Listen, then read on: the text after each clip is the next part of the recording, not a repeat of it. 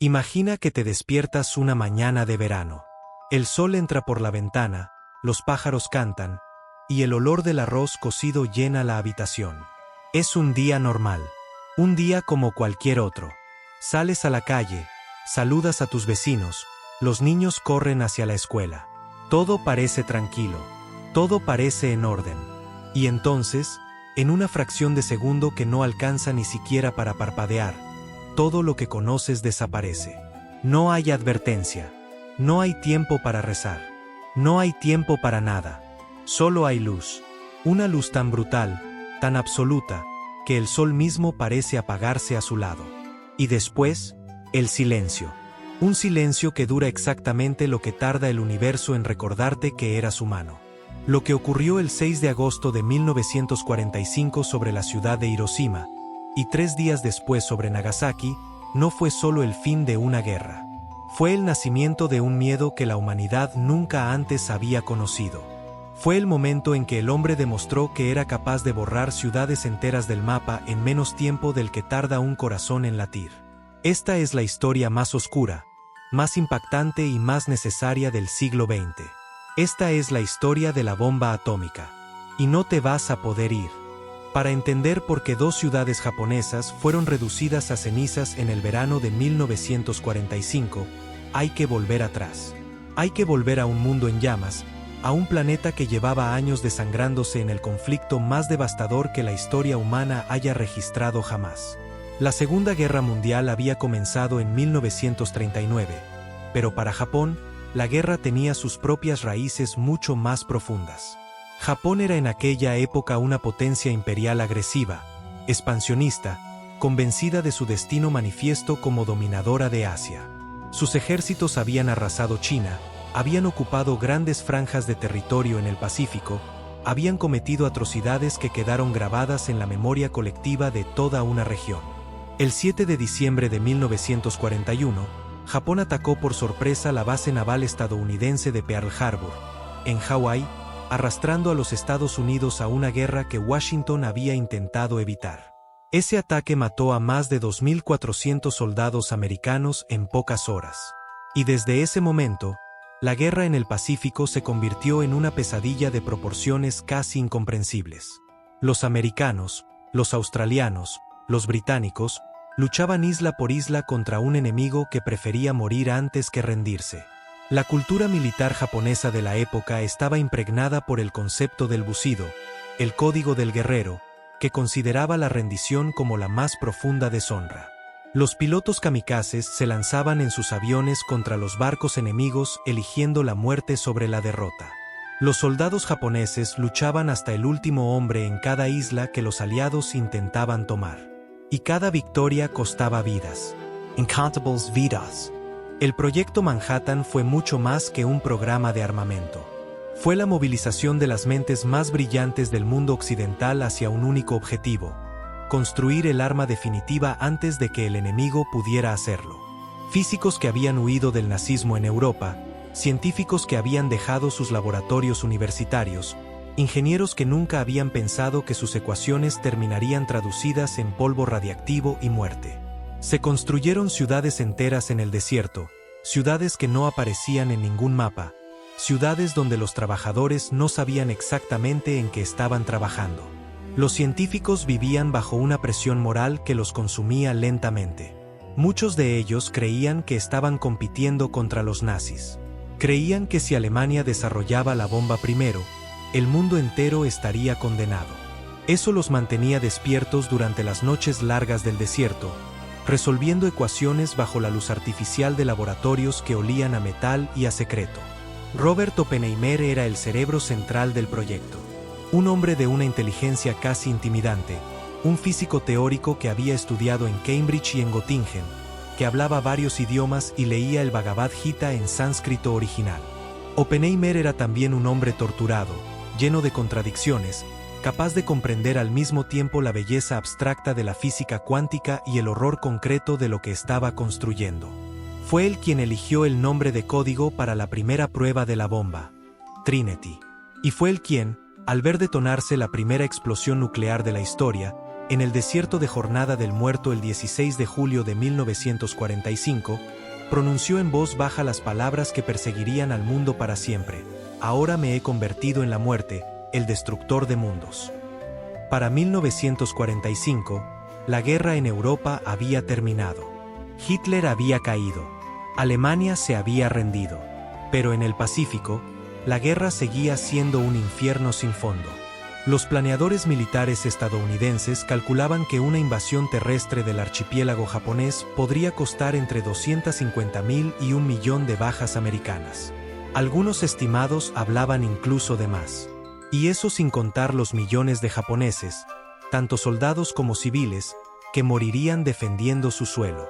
El gobierno japonés había comenzado a armar a civiles, incluyendo mujeres y niños, con lanzas de bambú, preparándolos para defender cada centímetro de tierra contra los invasores. Era un escenario de carnicería absoluta. Era la guerra en su forma más primitiva y más brutal. Pero mientras los generales hacían sus cálculos de sangre, en un desierto remoto de Nuevo México, algo que ningún libro de historia había anticipado estaba tomando forma. En el año 1939, el físico Albert Einstein, uno de los cerebros más brillantes que el mundo había conocido, había firmado una carta dirigida al presidente Franklin D. Roosevelt. En esa carta, Einstein alertaba sobre la posibilidad de que la física nuclear pudiera ser usada para construir bombas de un poder destructivo sin precedentes. Y advertía, con una urgencia que casi se podía palpar entre las líneas, que la Alemania nazi ya podría estar trabajando en esa dirección. La carta fue el detonador de lo que se convertiría en el proyecto más secreto, más costoso y más moralmente complejo de la historia moderna. Lo llamaron el Proyecto Manhattan. La prueba Trinity fue un éxito devastador. La explosión generó un hongo de fuego que se elevó a más de 12 kilómetros de altura. La onda de choque derribó a los observadores que estaban a distancias que se creían seguras. El desierto de cristal formado por la arena fundida por el calor de la explosión fue bautizado como Trinitita, un nombre que sonaba casi poético para algo que era en realidad la huella de un crimen contra la naturaleza. Los científicos celebraron. Los militares celebraron. Pero en los diarios privados de muchos de quienes estaban presentes aquella madrugada de julio, hay algo más: miedo. Un miedo que iba más allá de lo que las palabras podían contener. Porque ya no era una ecuación. Ya no era una teoría. Era real. Era un arma. Y alguien iba a usarla. La decisión de emplear la bomba atómica contra Japón recayó finalmente sobre los hombros del presidente Harry S. Truman, quien había llegado al cargo apenas en abril de 1945, tras la muerte de Roosevelt. Truman había sido vicepresidente, y solo se enteró de la existencia del Proyecto Manhattan cuando ya era presidente. Recibió el informe, comprendió lo que tenía entre manos, y comenzó a deliberar. Sus asesores le presentaron los argumentos. La bomba podría terminar la guerra de un golpe. Podría salvar las vidas de los soldados americanos que morirían en una invasión. Podría forzar la rendición japonesa sin necesidad de pisar suelo enemigo. Truman tomó la decisión, y el mundo nunca volvió a ser el mismo. Hiroshima era, en agosto de 1945, una ciudad de aproximadamente 340.000 habitantes. Era un centro industrial importante, una base militar significativa, y también era una ciudad viva, llena de familias, de mercados, de escuelas, de templos donde la gente rezaba por el fin de una guerra que ya lo había destruido casi todo. La ciudad había sido relativamente poco bombardeada hasta ese momento, algo que los historiadores atribuirían después a la selección deliberada de blancos. Los americanos querían ciudades intactas para medir con precisión el efecto de la nueva arma. La mañana del 6 de agosto comenzó como cualquier otra mañana. El cielo estaba despejado, con unas pocas nubes altas que no prometían lluvia. La gente salía a trabajar, los vendedores abrían sus puestos, los estudiantes se dirigían a sus escuelas. Habían sonado algunas alertas de ataque aéreo durante la noche, pero habían pasado sin novedad. La gente estaba acostumbrada a las alarmas. A las 8:15 de la mañana, hora local, el avión B-29 llamado Enola Gay, pilotado por el coronel Paul Tibbets, sobrevolaba Hiroshima a una altitud de 9.000 metros. A bordo, una bomba de uranio conocida internamente como Little Boy, el niño pequeño, esperaba su momento. El bombardero lanzó la bomba a las 8 horas, 15 minutos y 17 segundos. La bomba tardó 43 segundos en caer. 43 segundos. El tiempo que tarda un ser humano en leer una página de un libro. El tiempo que tarda un niño en atarse los zapatos. 43 segundos de silencio en el cielo, y después. La detonación ocurrió a aproximadamente 600 metros sobre el suelo, sobre el puente Aioi, justo en el centro de Hiroshima. En una millonésima de segundo, se liberó una energía equivalente a 16 kilotones de TNT. La temperatura en el epicentro de la explosión alcanzó varios miles de grados centígrados, una temperatura comparable a la superficie del Sol. Todo lo que estaba en un radio de 1 kilómetro del punto de detonación fue destruido instantáneamente. No hubo tiempo para el dolor. No hubo tiempo para el miedo. Los cuerpos simplemente dejaron de existir, volatilizados por un calor que superaba cualquier escala que la mente humana pudiera comprender. Las sombras de las personas quedaron grabadas en las paredes y en los pavimentos, impresas por la radiación térmica en el preciso instante de su desaparición. Sombras de seres humanos que habían estado caminando, sentados, de pie, sombras que eran lo único que quedaba de ellos en un mundo que ya no los contendría jamás. Las sobrevivientes más cercanas al epicentro que lograron vivir para contarlo describían haber visto un destello de luz blanca, seguido de un calor brutal, seguido de la oscuridad. Muchos de los que sobrevivieron a la explosión inicial murieron en las horas siguientes. Los edificios se derrumbaron. Los incendios se propagaron por toda la ciudad, alimentados por el gas y la madera de las estructuras tradicionales japonesas. El río Ota se llenó de cuerpos de personas que habían intentado lanzarse al agua para escapar del fuego.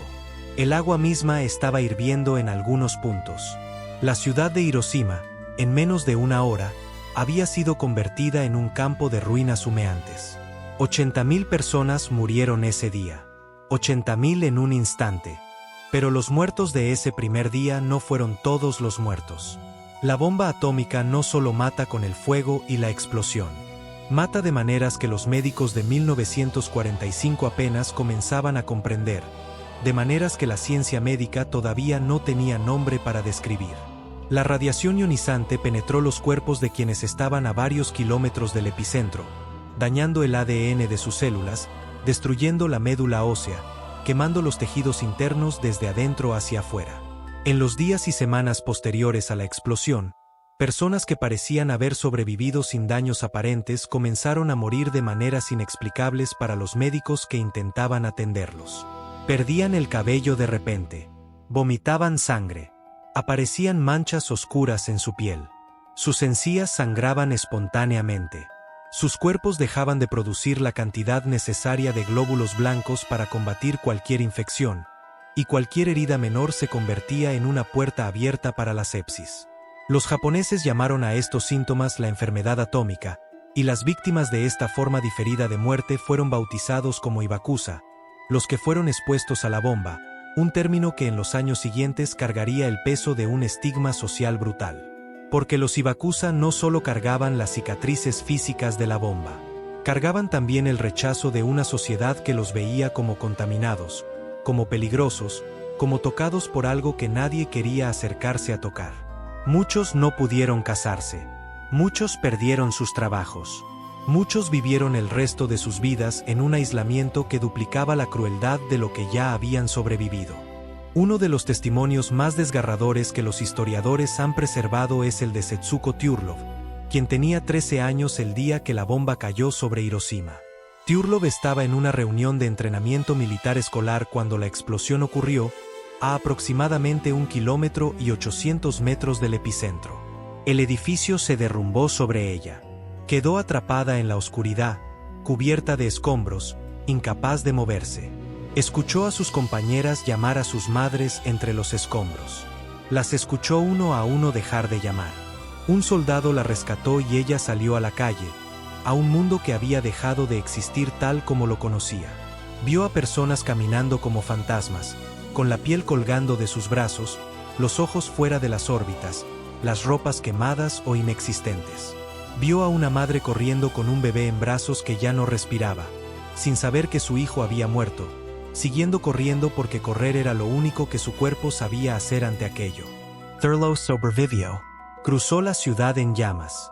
Encontró a algunos de sus familiares. Y pasó el resto de su larga vida contando lo que vio, convirtiéndose en una de las voces más importantes del movimiento por el desarme nuclear mundial. Pero por cada Setsuko Thurlow que sobrevivió y pudo hablar, hubo decenas de miles que no pudieron. Decenas de miles cuyos últimos segundos fueron ese destello de luz blanca que no les dio tiempo ni de comprender. El gobierno japonés, aturdido por la magnitud de la destrucción, tardó horas en comprender lo que había ocurrido realmente. Las comunicaciones con Hiroshima habían desaparecido completamente. Los trenes que salían de la ciudad no llegaban. Las líneas de telégrafo estaban mudas. Enviaron aviones de reconocimiento que volvieron con informes que parecían imposibles. La ciudad simplemente ya no estaba. A medida que llegaban sobrevivientes a las ciudades cercanas, con sus quemaduras espantosas y sus relatos incoherentes, el cuadro fue haciéndose más claro y más terrible al mismo tiempo. El presidente Truman hizo una transmisión radial anunciando lo ocurrido. En esa transmisión, advirtió al gobierno japonés que si no se rendía, podría esperar una lluvia de ruina desde el aire como nunca se había visto en la tierra. El gobierno japonés deliberó. Los militares querían continuar la guerra. Creían que Japón podía resistir, que el pueblo japonés podía soportar cualquier sacrificio. Los civiles del gobierno, incluyendo al propio emperador Hirohito, comenzaban a comprender que la resistencia ya no tenía sentido. Pero la decisión no llegó. No llegó lo suficientemente rápido. Y mientras en Tokio se debatía el futuro de la nación, en las islas del Pacífico, los pilotos americanos ya se preparaban para el segundo vuelo. El segundo vuelo que nadie en ninguna ciudad japonesa podía imaginar que estaba por llegar. El 9 de agosto de 1945, 3 días después de Hiroshima, despegó del atolón de Tinian el avión B-29 llamado Boxcar. Su objetivo primario era la ciudad de Kokura.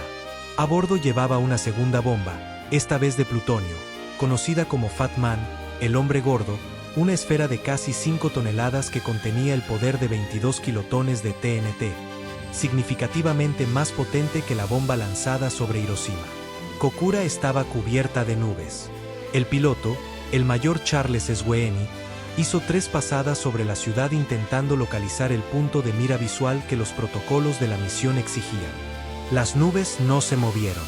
La suerte, si es que puede llamarse suerte a algo relacionado con aquellos días, quiso que una ciudad japonesa fuera salvada por la meteorología.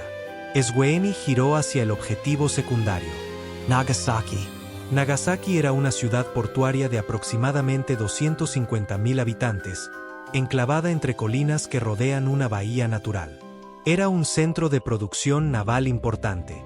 Era también, en una ironía histórica que no podía haber sido más cruel, el lugar donde se había concentrado históricamente la mayor población cristiana de Japón, resultado de siglos de contacto con los misioneros portugueses. Sus iglesias, sus comunidades, su historia particular dentro de la historia japonesa, nada de eso importó aquella mañana. Cuando las nubes sobre Nagasaki se abrieron brevemente, el Boxcar lanzó su carga. La bomba de Nagasaki detonó a las 11:02 de la mañana, a aproximadamente 500 metros sobre el suelo, en el barrio de Matsuyama. La geografía de la ciudad, con sus colinas y valles, limitó en cierta medida la propagación de la onda de choque, lo que paradójicamente hizo que la destrucción fuera algo más contenida que en Hiroshima, aunque el artefacto era más potente. Pero contenida es una palabra que pierde todo significado cuando se aplica a un evento así. En el radio inmediato de la explosión, todo fue destruido. Los edificios de concreto que rodeaban el epicentro quedaron reducidos a estructuras huecas, con los interiores carbonizados. Los árboles fueron arrancados de raíz o convertidos en antorchas instantáneas. Los seres humanos que estaban en la zona de fuego directa simplemente dejaron de existir. Se estima que entre 40.000 y 80.000 personas murieron ese día, con cifras que siguieron subiendo en las semanas siguientes a medida que la enfermedad de la radiación hacía su trabajo silencioso y metódico. Entre las historias que emergieron de Nagasaki, hay una que concentra el horror de aquella mañana de una manera casi insoportable de contemplar. Sumiteru Taniguchi tenía 16 años y trabajaba como mensajero en bicicleta el día de la explosión. Estaba en la calle cuando la bomba cayó. La onda de calor le arrancó la piel de la espalda, de los brazos, de los hombros.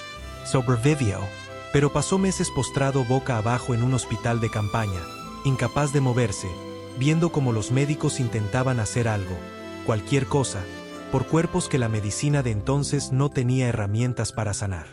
El 15 de agosto de 1945, por primera vez en la historia, la voz del emperador Hirohito fue transmitida por la radio japonesa. El pueblo japonés nunca antes había escuchado la voz de su emperador. Lo consideraban una deidad viviente, un ser de una dimensión diferente a la humana, cuya voz no estaba destinada a los oídos comunes. Pero aquella mañana de agosto, en un mensaje grabado con anticipación para evitar posibles sabotajes, la voz de Hirohito llegó a todos los rincones del archipiélago. El mensaje fue pronunciado en un japonés formal y arcaico que muchos ciudadanos tuvieron dificultades para entender literalmente, pero cuyo significado esencial fue comprendido por todos: Japón se rendía. La guerra había terminado. El emperador no mencionó explícitamente las bombas atómicas. Habló de un arma nueva y cruel, de un poder devastador. Habló de la necesidad de soportar lo insoportable para preservar la nación. Y habló de paz. La rendición oficial fue firmada el 2 de septiembre de 1945, a bordo del acorazado americano USS Missouri, en la bahía de Tokio. El general Douglas MacArthur presidió la ceremonia. Representantes del gobierno japonés firmaron los documentos. La Segunda Guerra Mundial llegó oficialmente a su fin. Pero el mundo que emergió de esa guerra no era el mismo mundo que había entrado en ella. Era un mundo diferente, marcado de manera permanente e irreversible por la existencia de las armas atómicas. Era un mundo que había cruzado un umbral del que no había regreso posible. Los debates sobre la decisión de usar la bomba atómica comenzaron casi inmediatamente después de que el mundo comprendiera lo que había ocurrido, y continúan hasta hoy con una intensidad que no ha disminuido con el paso de las décadas. Los defensores de la decisión de Truman argumentan que las bombas terminaron la guerra más rápidamente de lo que cualquier alternativa hubiera permitido, y que en ese sentido salvaron vidas, incluidas las vidas japonesas que habrían muerto en una invasión terrestre. Argumentan que Japón no mostraba señales creíbles de rendición inminente, que el fanatismo militar que gobernaba la toma de decisiones en Tokio habría llevado al país a un apocalipsis de resistencia. Argumentan también que en el contexto de una guerra que había matado a decenas de millones de personas, la decisión fue racionalmente justificable. Los críticos, sin embargo, señalan que Japón ya estaba al borde del colapso económico y militar antes de las bombas. Señalan que la entrada de la Unión Soviética en la guerra contra Japón, que ocurrió el 8 de agosto de 1945, entre los dos bombardeos atómicos, pudo haber sido suficiente para forzar la rendición. Señalan que las bombas fueron lanzadas sobre ciudades con enormes poblaciones civiles, que la inmensa mayoría de los muertos fueron no combatientes, y que eso plantea preguntas morales que no pueden responderse con ecuaciones de eficiencia militar. Y señalan algo más perturbador aún, que las bombas también fueron un mensaje. Un mensaje a la Unión Soviética. Un mensaje al mundo entero. Un mensaje que decía que los Estados Unidos tenían esta arma, que estaban dispuestos a usarla, y que el nuevo orden mundial que emergería de la guerra tendría una sola potencia con esa capacidad devastadora en sus manos. La historia de las bombas atómicas no terminó el 2 de septiembre de 1945. En cierto sentido, apenas comenzó. La Unión Soviética, que había estado espiando el proyecto Manhattan durante años a través de una red de agentes e informantes, desarrolló su propia bomba atómica y la probó exitosamente en 1949. La carrera armamentista nuclear estaba en marcha.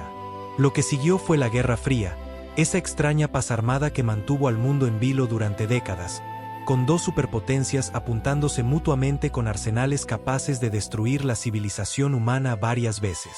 El concepto de destrucción mutua asegurada, conocido por el acrónimo en inglés MAD, un acrónimo que en inglés significa locura y que no podría ser más apropiado, se convirtió en la lógica aterradora que supuestamente mantenía la paz.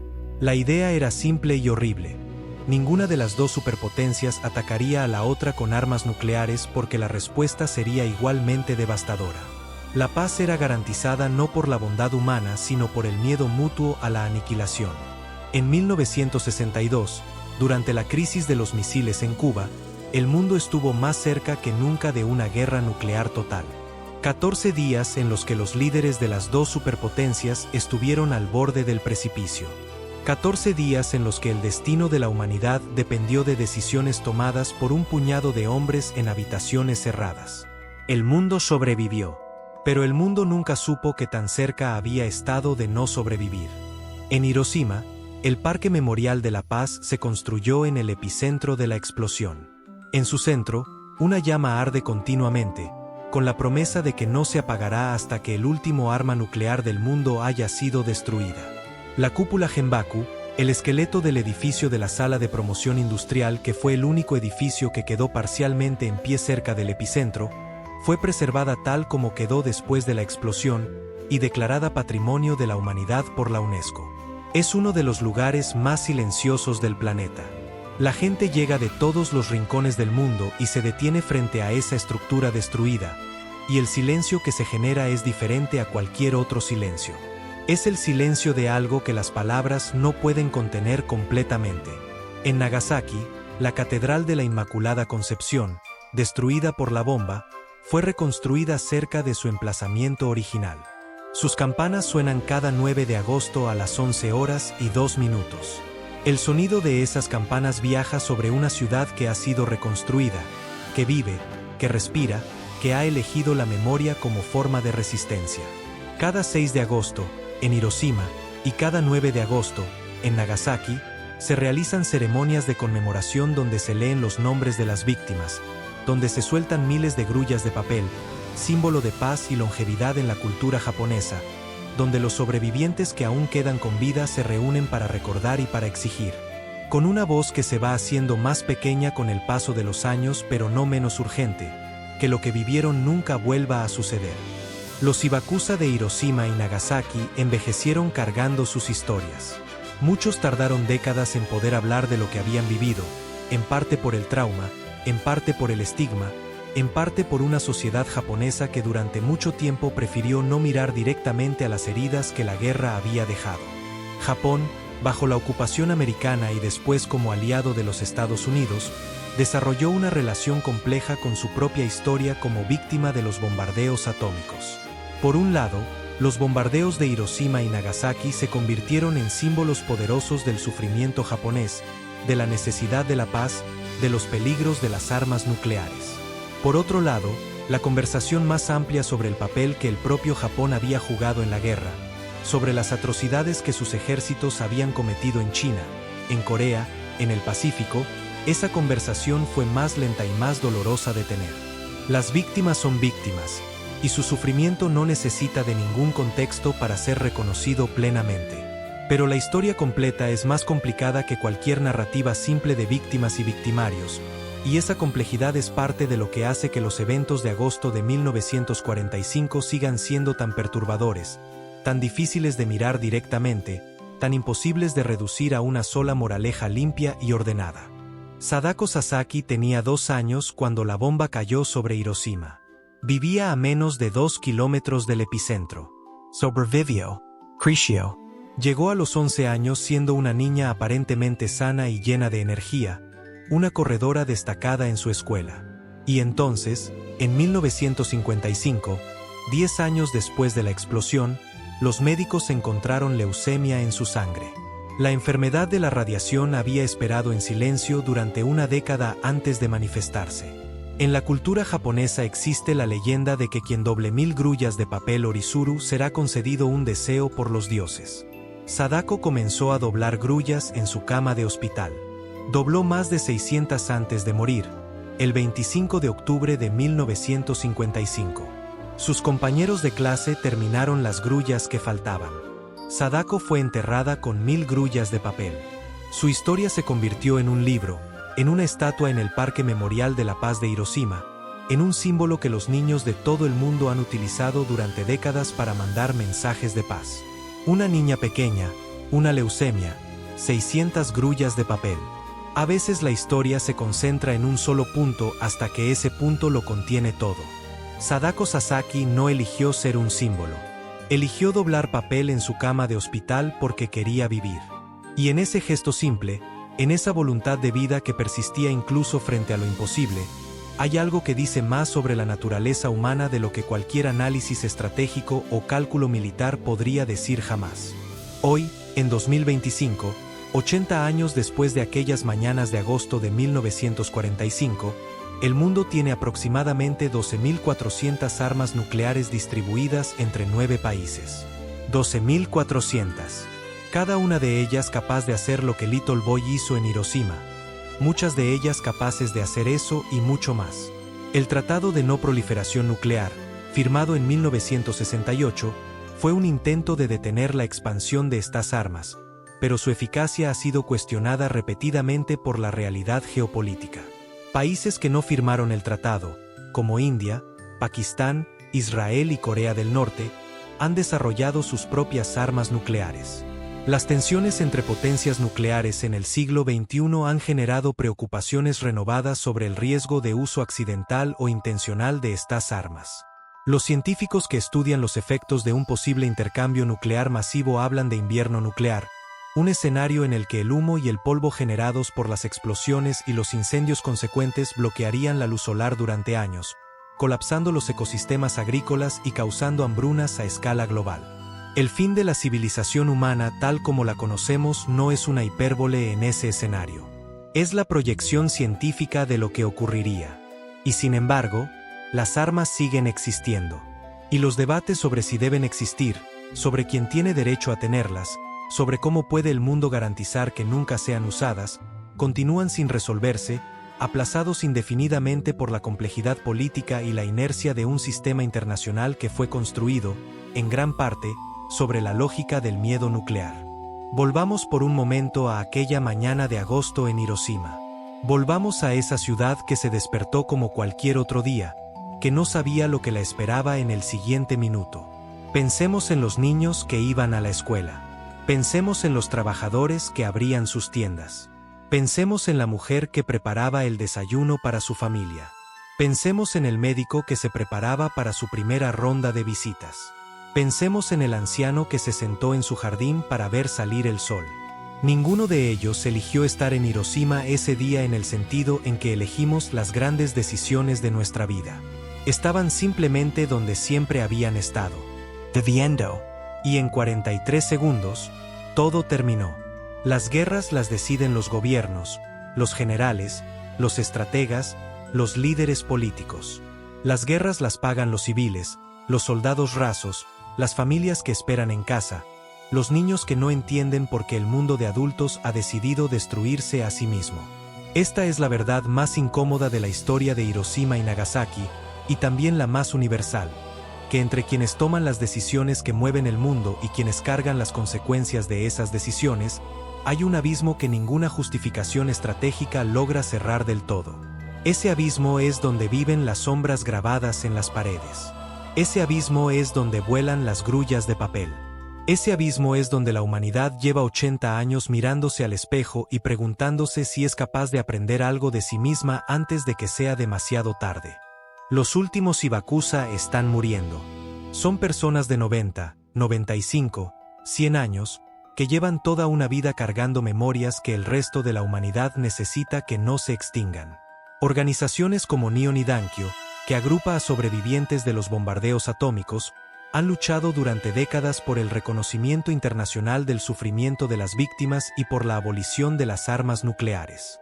En 2024, Nihon Nidankyo recibió el Premio Nobel de la Paz, un reconocimiento que llegó cuando la mayoría de sus miembros activos ya han cruzado los 90 años. En su discurso de aceptación, sus representantes dijeron algo que merece ser grabado en piedra, que la existencia de las armas nucleares es incompatible con la supervivencia de la humanidad. No como metáfora, como descripción literal de la realidad geopolítica y física en la que vivimos. El legado de Hiroshima y Nagasaki no es solo una lección histórica. Es una advertencia activa sobre el presente. Es la demostración empírica, ejecutada con el cuerpo de 80.000 personas en una mañana de agosto, de lo que significa tener en las manos un poder que supera la capacidad moral de quien lo sostiene. La física no tiene ética. La física solo tiene consecuencias.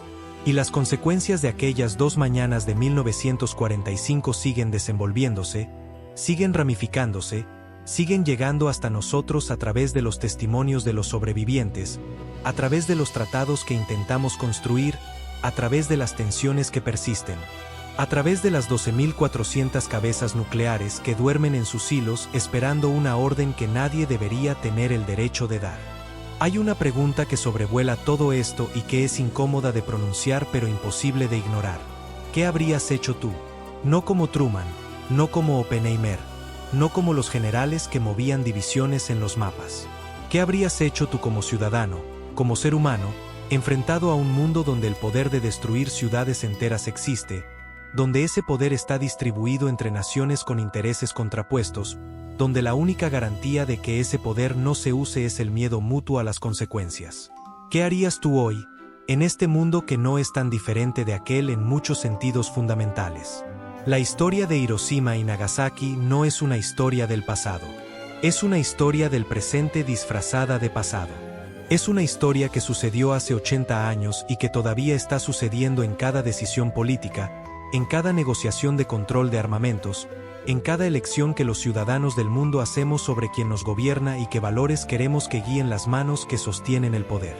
Los nombres de los muertos están grabados en las losas de granito del Parque Memorial de la Paz. Más de 300.000 nombres de personas que murieron en Hiroshima como consecuencia directa o indirecta de la bomba. 300.000 nombres. Si los leyeras en voz alta, uno por uno, sin parar, tardaría semanas en terminar. Ese es el peso de lo que ocurrió. Ese es el peso que estamos obligados a no olvidar.